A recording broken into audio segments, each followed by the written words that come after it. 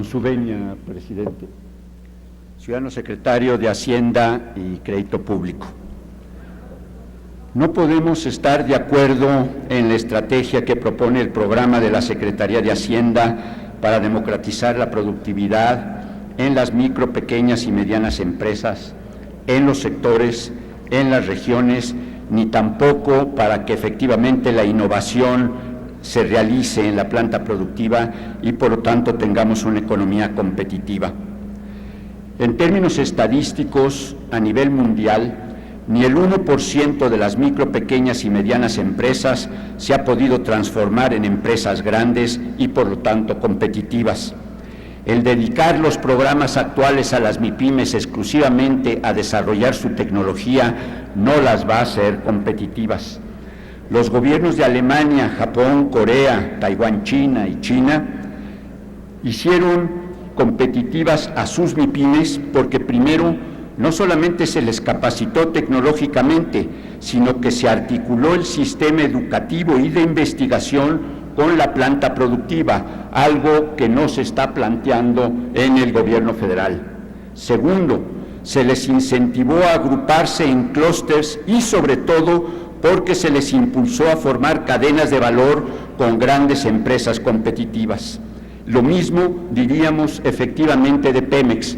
La reforma de 2008 energética pretendía estimular la generación de emprendedores instalados en territorio nacional para que sirvieran a Pemex. El valor agregado, sin embargo, en Pemex no ha aumentado desde entonces.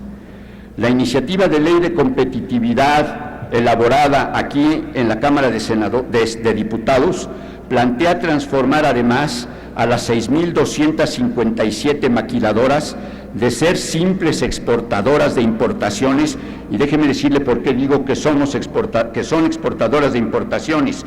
El año pasado se exportaron 195,000 millones de dólares, de las cuales 81%, es decir, 156,000 millones de dólares fueron comprados en el extranjero.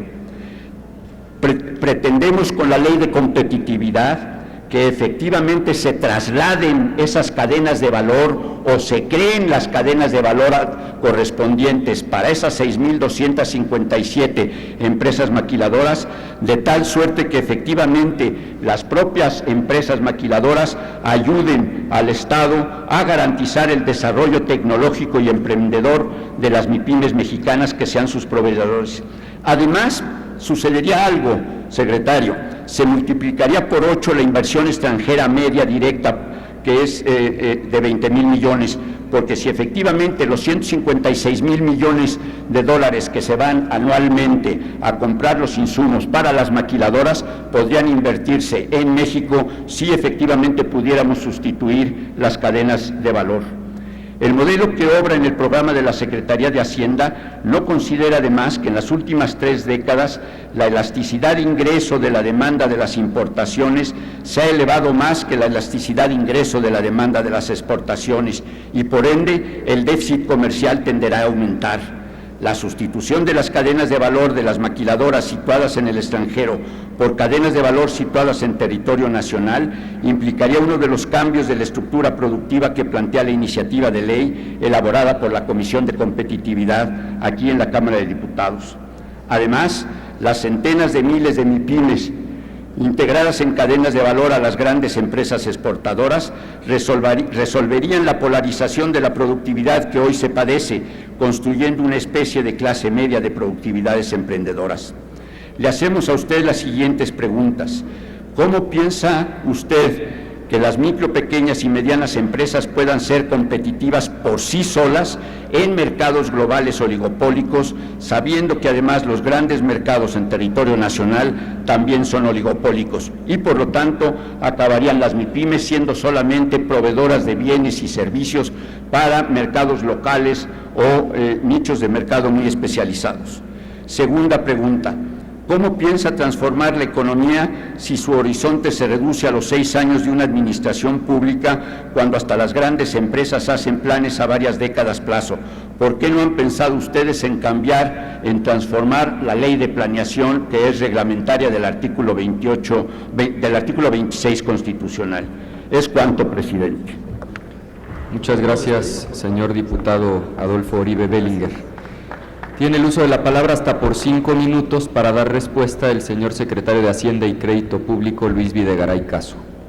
Gracias, señor presidente. Si me permite, presidente, antes de dar respuesta a los importantes cuestionamientos del diputado Oribe, hago referencia a una pregunta que me formuló el diputado Mejía, aunque no lo hizo en el comentario. Quisiera yo tomar un minuto para responder. La pregunta es si México está o no en una recesión. La respuesta es claramente no. México está en un momento de debilidad de crecimiento, está creciendo menos de lo que debería de crecer, y por eso tenemos que tomar medidas importantes como las que se proponen en este programa. De no tomarse medidas para acelerar el crecimiento, particularmente no alterar la meta de balance cuando está disminuyendo los ingresos públicos, pondríamos el riesgo entonces sí que el bajo crecimiento se transformara en una recesión, y por lo tanto tenemos que actuar, diputado, con contundencia y con oportunidad. Me refiero a las preguntas del diputado Adolfo Oribe. Señor diputado, encuentro yo grandes coincidencias en lo que usted plantea, y permítame empezar de una reflexión sobre lo que ha sido la política pública en materia económica y en materia de fomento económico. Creo que en México en los últimos 20 o 25 años cancelamos la oportunidad de hacer política industrial. Tal vez eso era lo que se recomendaba en los 80s, principios de los 90s, cuando aquel llamado consenso de Washington decía que la mejor política industrial era la no política industrial. Pero el mundo se movió, y hoy todos los países del mundo con los que competimos hacen política industrial. Tenemos que retomar el rumbo. Un paso decisivo es a través de la banca de desarrollo. Por eso se le está dando un impulso importante, tanto en la acción de gobierno como en la reforma financiera que ha aprobado ya esta Cámara de Diputados, para utilizar a la banca de desarrollo como una auténtica palanca de política industrial. Tenemos que retomar acciones focalizadas de gobierno para fomentar industrias, encadenando, como usted muy bien explica, a las pequeñas y medianas empresas, incluso a las microempresas, a las cadenas de producción industrial. Hay una gran oportunidad en la industria petrolera nacional si estamos dispuestos a agregarle a nuestra normatividad reglas mínimas de contenido nacional. Lo hacen con éxito otras naciones y México hoy no lo hace. Yo veo en las leyes, en la nueva ley de competitividad que está trabajando la comisión especial que usted preside, una gran oportunidad para dar este paso, para que nos atrevamos a tener una política industrial moderna, que no signifique regresar al estatismo o a la irresponsabilidad en el manejo de las finanzas públicas, sino hacer política de sentido común que estimule particularmente, repito, el encadenamiento de las cadenas productivas a la gran industria nacional, incluyendo la industria energética y, por supuesto, tiene usted razón, también a la industria maquiladora de exportación. Y con mucho gusto, señor diputado, habremos de trabajar, si usted así nos lo permite, con usted y con la comisión que usted preside, en lo que usted disponga para trabajar modificaciones a la ley de planeación. Creo que es oportuno y es el momento de adecuar nuestro marco de planeación, del cual derivan el Plan Nacional de Desarrollo y los distintos instrumentos de planeación, como el Programa Especial de Productividad al que usted se refiere, que no es otra cosa más que un principio, no es el fin, es un primer piso para avanzar en una meta que evidentemente compartimos. Muchas gracias, señor diputado. Gracias a usted, secretario.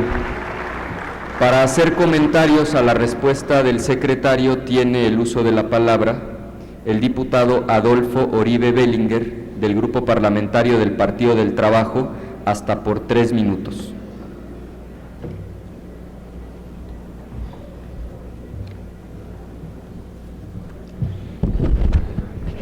Con su venia, presidente. Muchas gracias, secretario, por la apertura que usted acaba de mostrar en sus comentarios.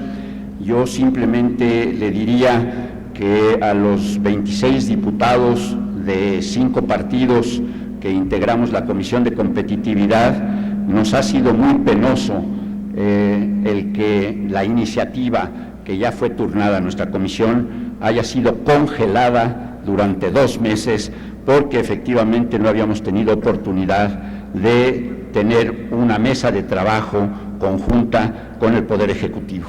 Yo le agradecería enormemente que ante este pleno la Secretaría de Hacienda se comprometiera a la brevedad a que efectivamente pudiéramos establecer esa mesa de trabajo para hacer que el programa para democratizar la productividad sea solamente un primer paso y se tome por el Poder Ejecutivo muy seriamente el trabajo que se ha hecho, no solamente por 25 diputados, sino efectivamente por emprendedores de varias cámaras industriales, de la CTM, de efectivamente especialistas de las universidades públicas y privadas, incluyendo de la que usted viene, y inclusive destacados especialistas, destacados funcionarios públicos del gobierno federal que han estado de acuerdo con el planteamiento de la iniciativa de ley reglamentaria de los artículos 25 y 26.